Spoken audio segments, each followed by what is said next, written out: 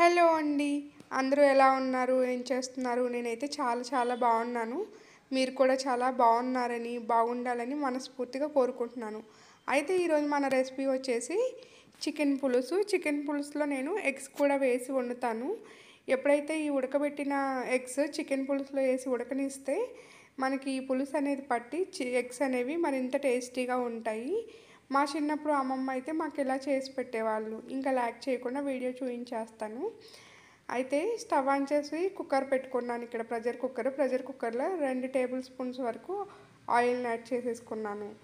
Oil add అవ్వగానే మనకి ఏవైతే బిర్యానీ సామాన్లు ఉంటాయో అవి కూడా యాడ్ చేసేసుకోవాలి. చెక్క, లవంగా, యాలక్కాయి అవి కొంచెం ఫ్రై అవ్వగానే ఇలా సన్నగా తరిగి ఉంచుకున్న ఆనియన్స్ని కూడా యాడ్ చేసేసుకోవాలి.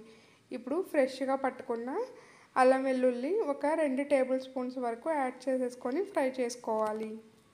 అల్లం వెల్లుల్లి అలాగే ఉల్లిపాయలు వేగేలోపు మనం ఒక మసాలా అయితే ప్రిపేర్ చేసేసుకుందాం. ఇక్కడ ఈ మసాలా కోసం ఉల్లిపాయలు ఇలా కట్ చేసి మీడియంగా సన్నగా కట్ చేసుకున్న ఉల్లిపాయలు ఒక 3, అలాగే పచ్చిమిర్చి ఒక 3, కొంచెం పచ్చి ధనియాలు ఉంటాయి కదా, పచ్చి ధనియాలు ఒక స్పూన్ వరకు యాడ్ చేసేసుకొని మిక్సీ పట్టుకోవాలి. ఇలా గ్రైండ్ చేసిన మసాలా యాడ్ చేయటం వల్ల ఏంటంటే చికెన్లో గ్రేవీ అనేది చిక్కగా వస్తుంది, అలాగే టేస్ట్ కూడా మరింత రెట్టింపు అవుతుంది. ఉల్లిపాయలు అలాగే అల్లం వెల్లుల్లి వేగింది కదా, ఇప్పుడు ఏదైతే ప్రిపేర్ చేసుకున్న మసాలా ముద్ద ఉందో దాన్ని కూడా యాడ్ చేసేసుకొని ఫ్రై చేసుకోవాలి. ఇది మా చిన్నప్పుడు మా అమ్మమ్మ చేసేవాళ్ళు. ఈ రెసిపీ మసాలాలు అయితే చాలా తక్కువగా యూజ్ చేసేవాళ్ళు, అలాగే అప్పటికప్పుడు ఇలా ప్రిపేర్ చేసుకొని వేసేవాళ్ళు కాబట్టి టేస్ట్ కూడా అంత తక్కువ మసాలాలు వేసినా సరే చాలా టేస్టీగా అనిపించేది మాకు. ఆ కర్రీ అయితే అసలు ఎవర్ గ్రీన్ కర్రీస్, అప్పుడు కర్రీస్ అసలు మర్చిపోలేము. ముందుగా ఉప్పు, పసుపు వేసి వాష్ చేసి ఉంచుకున్న చికెన్ కూడా యాడ్ చేసేసి ఈ మసాలా మొత్తం కలిసే వరకు ఒకసారి బాగా కలుపుకోవాలి. చికెన్లో ఏదైతే వాటర్ ఉంటుందో ఆ వాటర్ మొత్తం ఊరి రావటానికి, అలాగే చికెన్ త్వరగా ఫ్రై అవ్వటానికి ఉప్పు అలాగే తగినంత పసుపు కూడా వేసి మూత పెట్టేస్తున్నాను. ఇలా మూత పెట్టడం వల్ల చికెన్ అనేది త్వరగా నీరంతా ఊరి ఫ్రై అవుతుంది. అయితే సిమ్లో అస్సలు పెట్టకూడదు. ఇలా చికెన్లో నీరు ఊరేటప్పుడు అప్పుడు కర్రీ టేస్ట్ అంతా పోతుంది. కొంచెం అబవ్ మీడియం ఫ్లేమ్ని ఉంచుకోవాలి, ఎందుకంటే అలా సిమ్లో మగ్గితే నీరుగా అనిపిస్తుంది, కర్రీ అంతా టేస్టీగా అనిపించదు. ఫ్రై అయ్యే వరకు అబవ్ మీడియం ఫ్లేమ్లో ఉంచి ఇలా మూత పెడుతూ తీస్తూ ఫ్రై చేసుకుంటూ ఉండాలి. చూసారు కదా, ఇక్కడ నీరంతా ఇనికిపోతూ ఉంది. ఇట్లా ఈ నీరు మొత్తం ఎప్పుడైతే ఇనికిపోతుందో అప్పుడే మనం తగినంత కారం కూడా యాడ్ చేసేసుకోవాలి.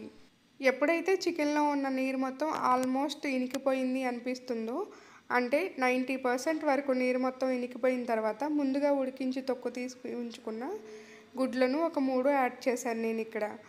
ఇప్పుడు ఒక 2 టేబుల్ స్పూన్స్ వరకు ధనియాల జీలకర్ర పొడిని కూడా యాడ్ చేస్తున్నాను. తర్వాత మన టేస్ట్కి తగినంత కారం కూడా నేనైతే ఇక్కడ 2 టేబుల్ స్పూన్స్ వరకు యాడ్ చేస్తున్నాను. ఇవి మొత్తం మసాలాలు యాడ్ చేసేసుకొని ఒకసారి అలా మిక్స్ చేసేసుకొని తగినంత వాటర్ కూడా యాడ్ చేసేసుకొని లిడ్ పెట్టి కవర్ చేసుకొని ఒక 4 విజిల్స్ వరకు రానివ్వాలి. ఇక్కడ నేను వాటర్ ఎక్కువ ఏమీ యాడ్ చేయట్లేదు కాబట్టి నాకు ఇగురులాగా అనిపించింది. అంటే మరీ అంత పులుసుగా అనిపించలేదు, మరీ ఫ్రై లాగా లేకుండా దగ్గరగా ఇగురులాగా వచ్చింది నాకు. ఇక్కడ వాటర్ కన్సిస్టెన్సీ అనేది మీరు యాడ్ చేసిన మసాలాలకు తగినట్లుగా అడ్జస్ట్ చేసుకొని యాడ్ చేసేసుకోవచ్చు. 4 విజిల్స్ తర్వాత నేను కుక్కర్ ఓపెన్ చేస్తే కర్రీ అనేది ఇలా దగ్గరగా కుక్ అయ్యి ఉంది. చాలా బాగా వచ్చింది కర్రీ, టేస్ట్ కూడా. ఒకసారి మీరు కూడా ట్రై చేయండి. కుక్కర్ విజిల్ తీసిన తర్వాత మీకు ఒకసారి జూమ్లో చూపిస్తున్నాను చూడండి.